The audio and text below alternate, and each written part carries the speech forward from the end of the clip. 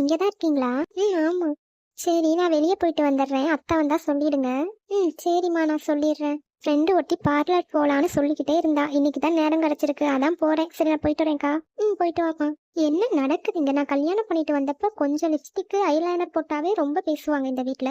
இப்ப என்ன இவன் என்ன பார்லர்லாம் போறா? விடக்கூடாது, இத பத்தி எனக்கு பேசியே ஆகணும். நாளைக்கே நான் பார்லர் போவேன். என்னமோ வீட்ல வேலை செஞ்சு கலட்டுற மாதிரி தான் நேரமே கிடைக்கலன்னு சொல்றா. ஒண்ணு ஃபோன் நோண்டுவா, இல்ல படுத்துவா, இல்ல சாப்பிடுவா.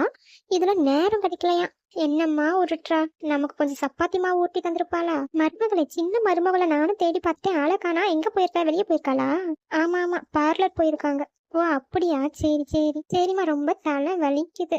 கொஞ்சமா டீ போட்டு எடுத்துட்டு வா, நான் என் ரூம்ல இருக்கேன். ஏய், என் கோவத்தை மேலும் மேலும் தூண்டிக்கிட்டு இருக்காங்க. நான் பார்லர் போறேன் அத்தை அப்படின்னு சொன்னா மட்டும் கல்யாண புதுசுல கல்யாண பொண்ணு அதெல்லாம் வேணாம். இப்பதானே கல்யாணம் பண்ணிட்டு வந்திருக்க, கலையாதான் இருக்க, எதுக்கு பார்லர்